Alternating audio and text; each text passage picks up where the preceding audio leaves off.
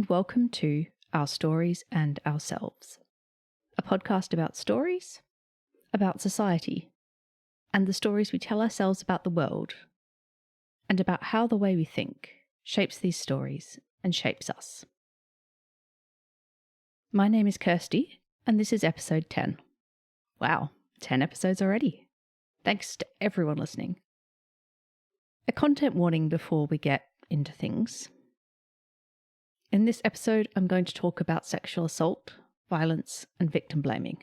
I'm not going to go into any detail about assaults, but it is going to come up a few times throughout the episode, so I wanted to give you all the heads up. Today, I'm going to talk about something called the Just World Fallacy. It's a story that a lot of people tell themselves about the world, and it can cause problems when it turns out to be false. The world isn't fair. Most of us know it. Sometimes someone does everything right and still encounters all sorts of challenges. Other times, someone can break all the rules, treat people badly, and somehow still get away with it. Look at the example of Henry Kissinger, who lived a long, comfortable life despite enabling Pinochet in Chile, bombing a neutral country, Cambodia, during the Vietnam War, and just so many other things. I'm not going to go into any detail about him here, as there's a 6-part Behind the Bastard series if you want all the details. But I think it's fair to say that he is an example of life not being fair. And it doesn't even have to be malicious. Sometimes accidents happen. One Winter Olympics, the speed skating event was amping up. There was a pack of 3 skaters who'd all trained hard to be there, with little to separate them, hurtling around the ice. And then there was one lone Australian, Steve Bradbury, from a country not known for its ice, bringing up the rear. Then one of the lead skaters slipped. He caught the legs of the skater next to him, who then tripped the next skater, and there was a pile-up on the ice. Bradbury, the lone skater at the back, slipped around them, and before he'd even fully processed what had happened, he'd crossed the line and won gold. Now, I'm not telling this story to give Steve Bradbury a hard time. He also worked hard to get there. He did well in his heat.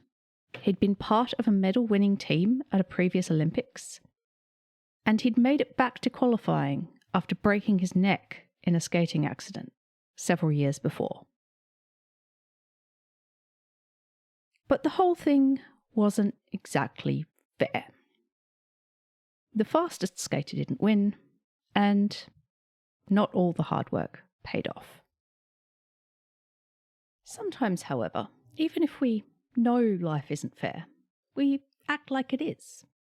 We believe that people get what they deserve. And you might think, well, what's the harm in that? It's just a belief. Something I think. Why should it matter? But there's more to it than that. The reason I wanted to get into this is to try and understand another story that many people tell themselves. A fictional story. The story that victims are somehow to blame for what happened to them. Every time that rape and sexual harassment hit the news, victim blaming rears its ugly head. People ask, why was she walking alone? Did she provoke it? What was she wearing?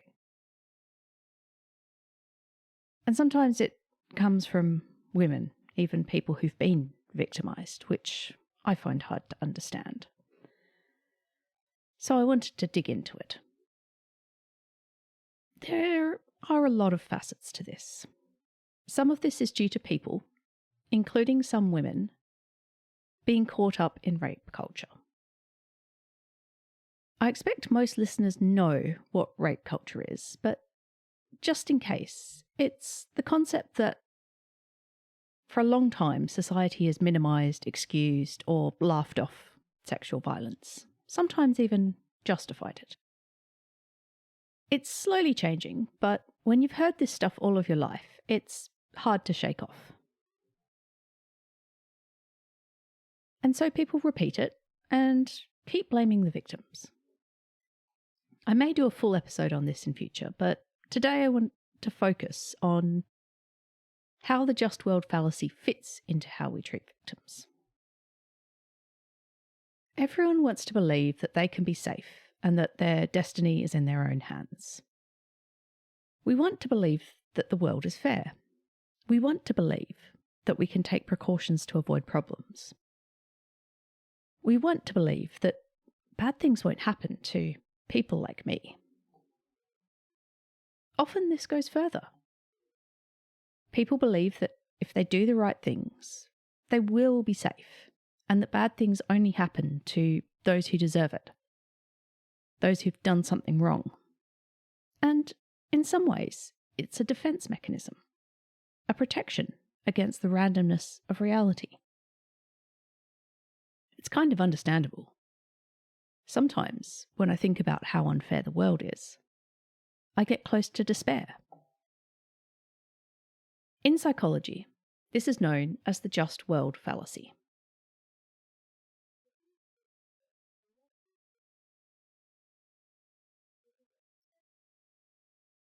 They, or we, believe that if you work hard, you will get a reward, and if you do the right thing, there will be positive consequences. And of course, the flip side, that if you do the wrong thing, there will be negative consequences. And to some degree this is true, and in some ways it is helpful. If we didn't believe that there was some relationship between actions and consequences, it would be hard to plan for the future or set and work toward goals. In many circumstances, the world does work like this, which then strengthens our belief. However, there are also many, many situations where life isn't fair. And when we encounter them, our belief that the world is just is challenged. Psychologist Melvin Lerner first developed the theory. He suggested that when we see something that challenges our belief in a just world, we feel uncomfortable. I know this is definitely the case for me. No matter how much I know, intellectually, that life isn't fair. This discomfort can then prompt us to try and reinterpret the event so that it fits our beliefs. It pains me a bit to admit, but I've done this. I've thought things like, well, there must have been a reason, even when there clearly wasn't. This then can lead to victim blaming and reinterpreting an event to suggest that the victim did something to deserve what happened to them.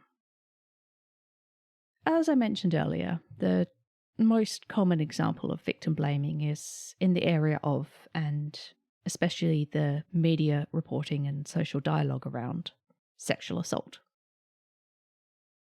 The idea of being raped is terrifying, and it is hard to live with the knowledge that it could happen to anyone.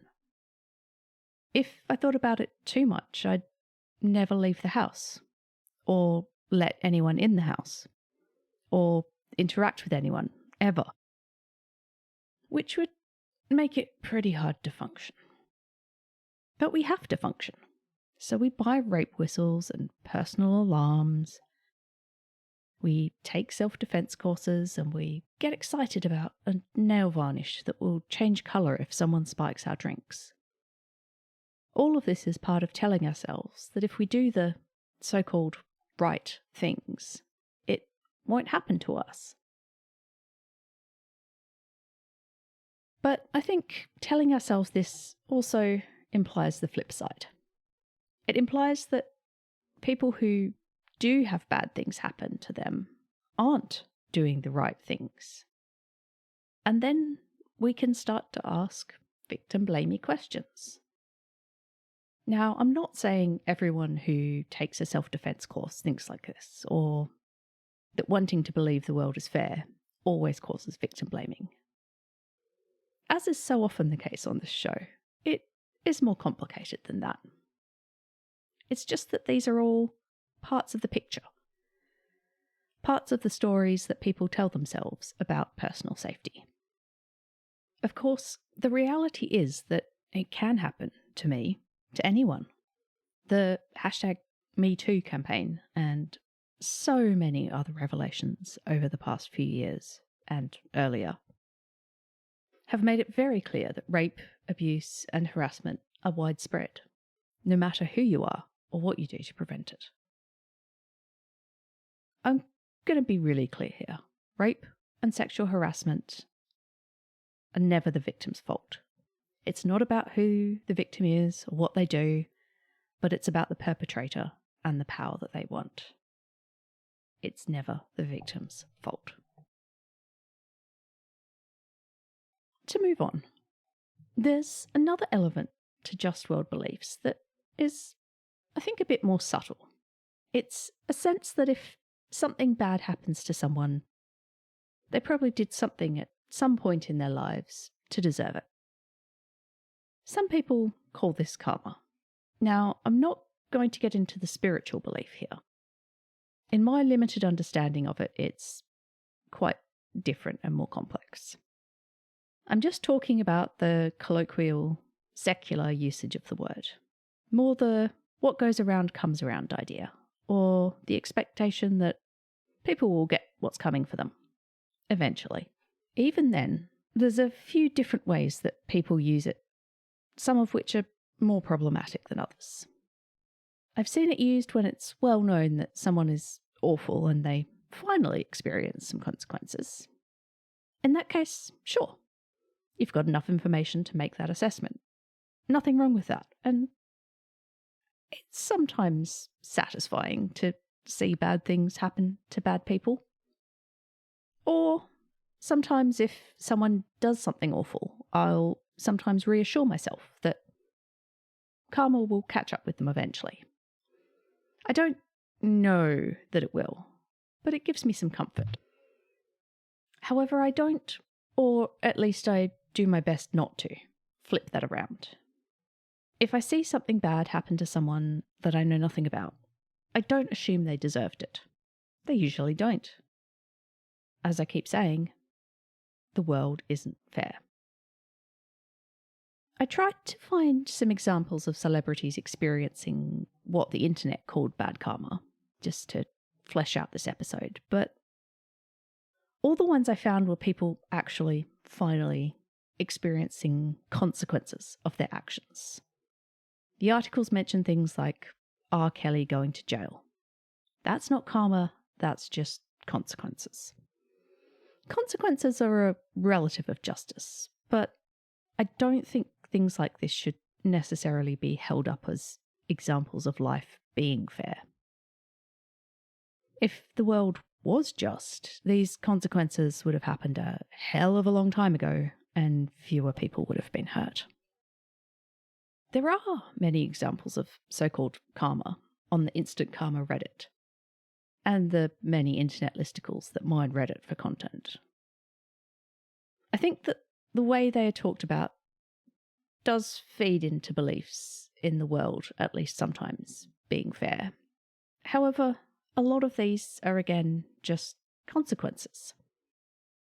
For example, a driver who sped up the highway shoulder to avoid traffic and then immediately got stuck on a barrier.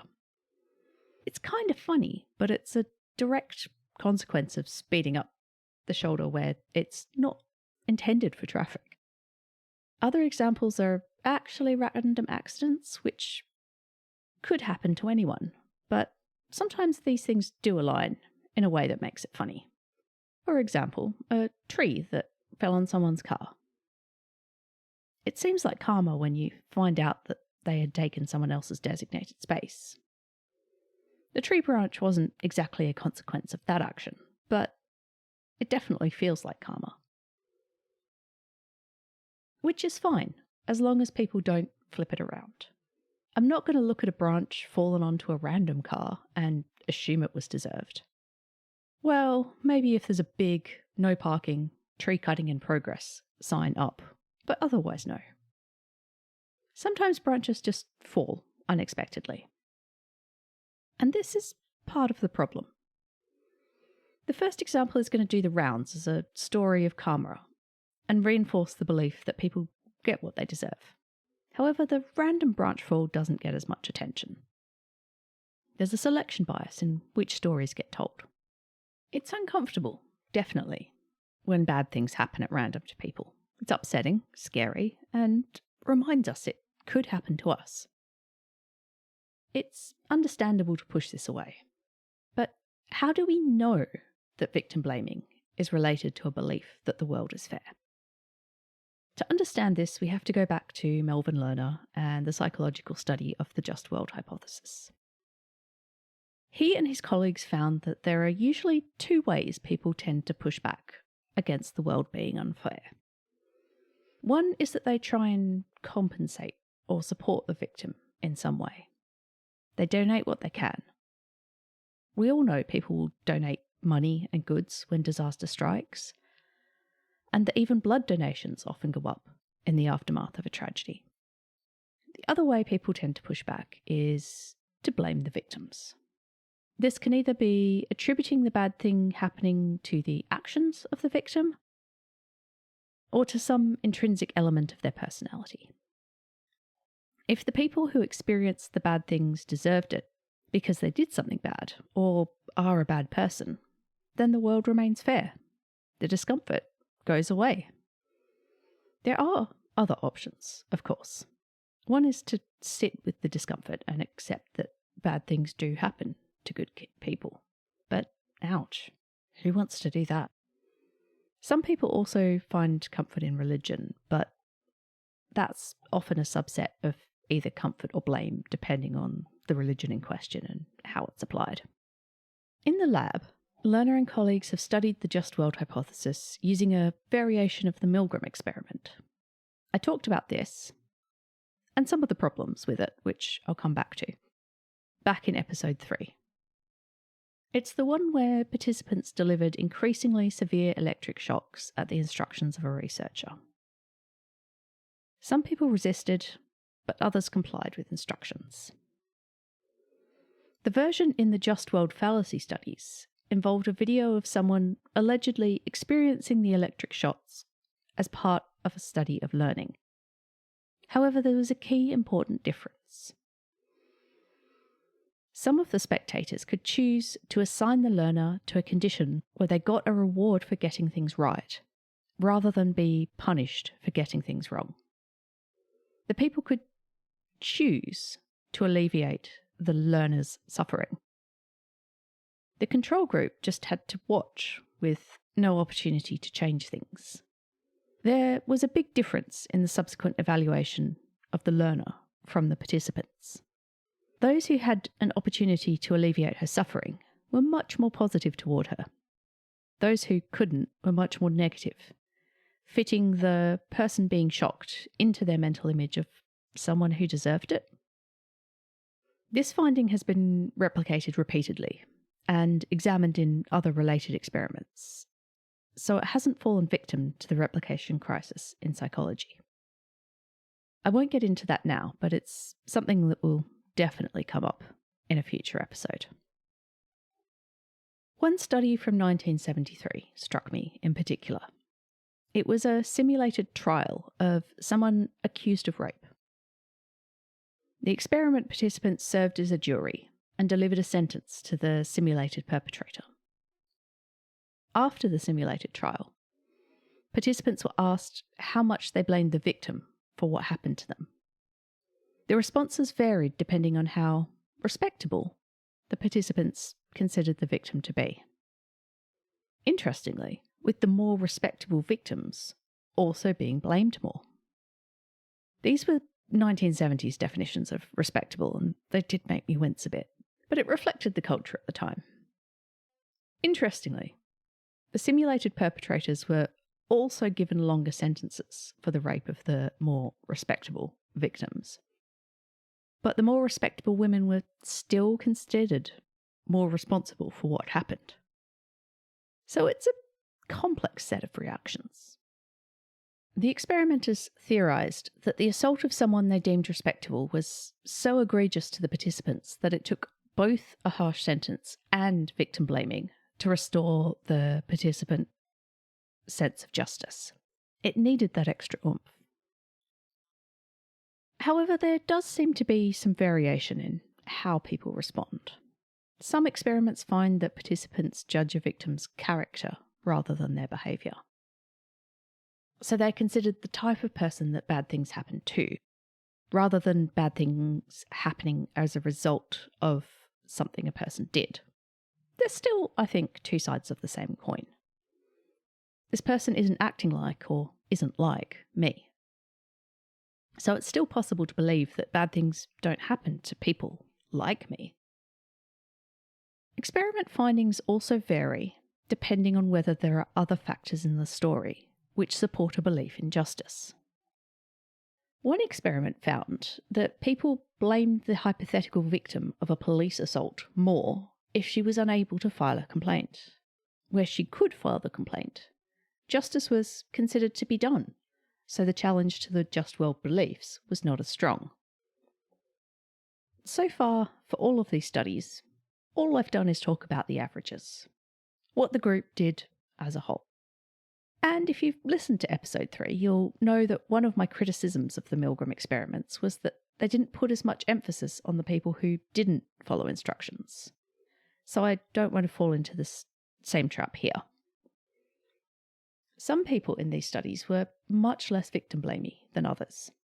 Fully a third of people in the original study didn't judge or put down the victim. So, researchers have also, eventually, looked at these differences on an individual level. They found that those who did not have a strong belief in a just world were less judgmental of victims. So this both supports the hypothesis and suggests that we can look at our own beliefs and then how they affect our actions and judgments.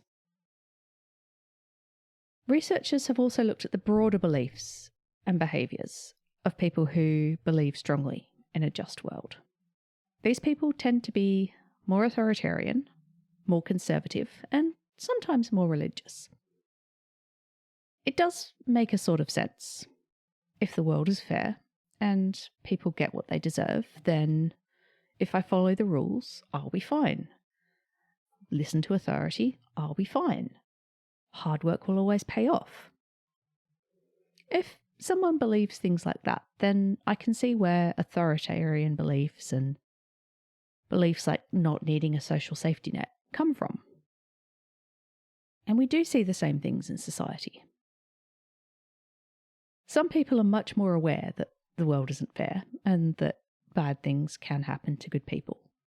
They also tend to be the ones fighting for justice themselves. Accepting the world isn't fair is not the same as believing that trying to make it fairer is pointless. There's another element to this. I'm not going to go into it too much, but I do think it's worth touching on. It's the psychological concept of internal and external locus of control. An internal locus of control is believing that I have control over the things that happen to me. An external locus of control is believing that everything is determined by outside forces.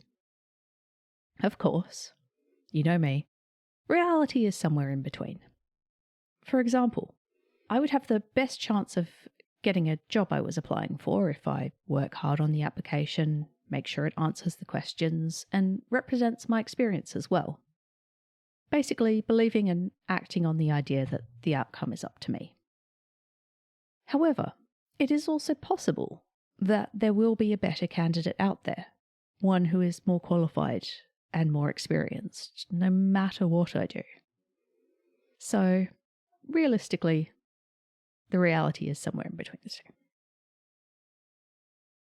An internal locus of control is associated with a belief in a just world.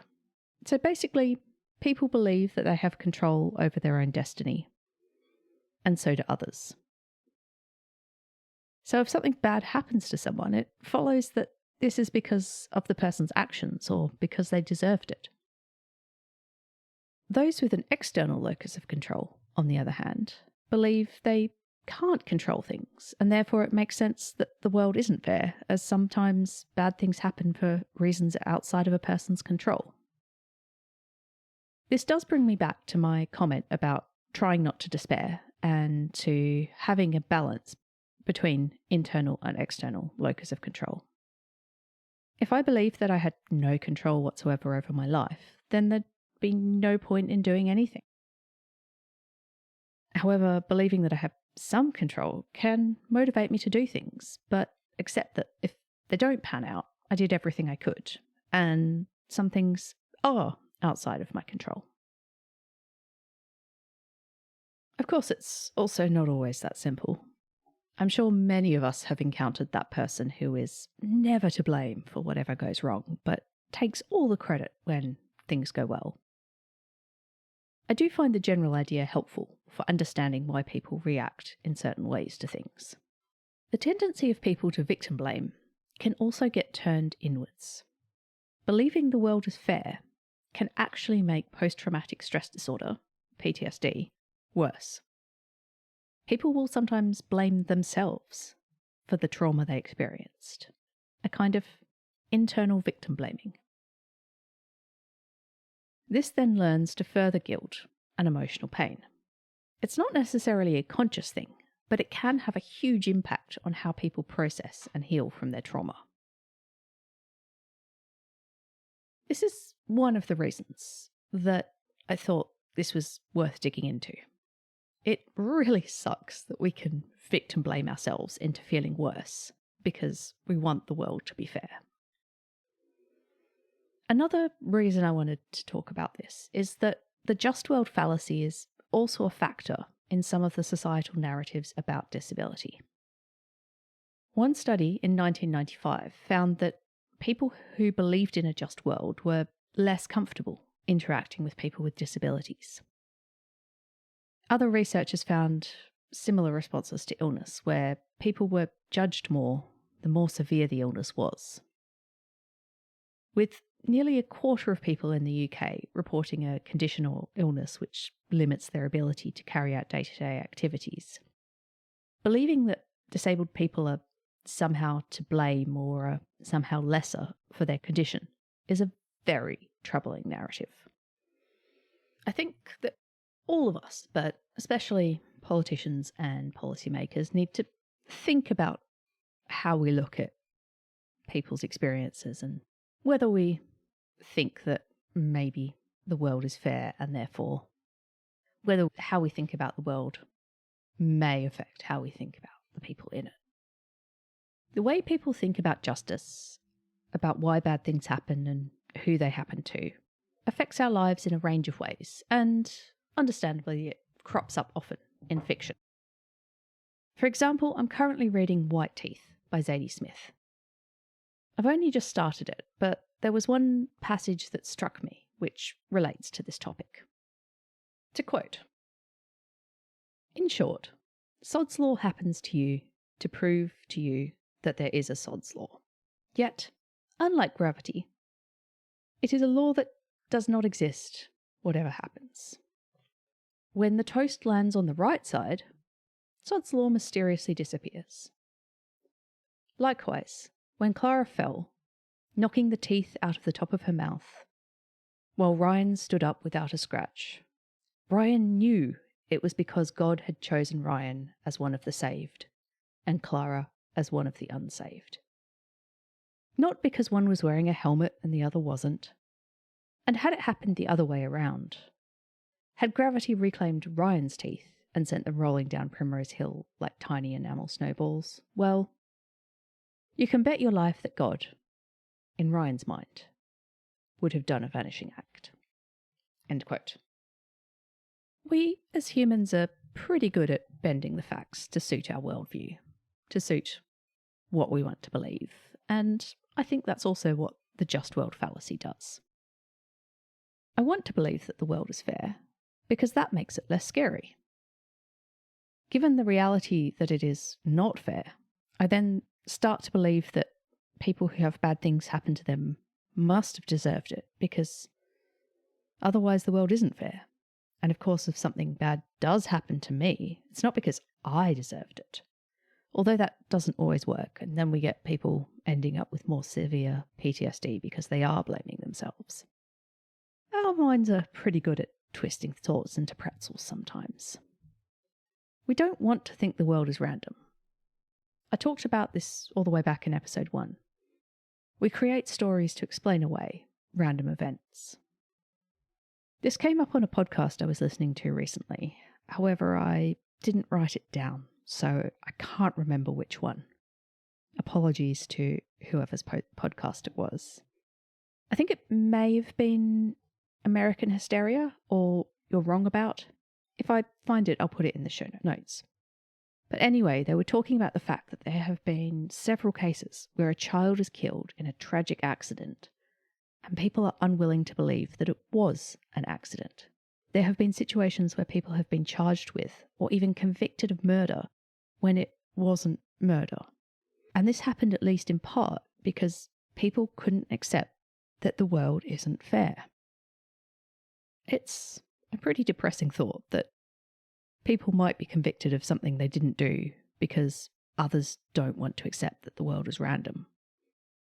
It's possibly even more depressing than the idea that the world isn't fair in general. So, what can we do about all of this? On an individual level, we can practice empathy, try and put ourselves in the other person's shoes and look at things from their perspective.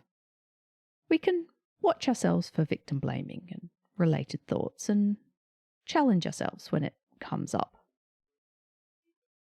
If it's safe to do so, you can also challenge others if you see them doing it.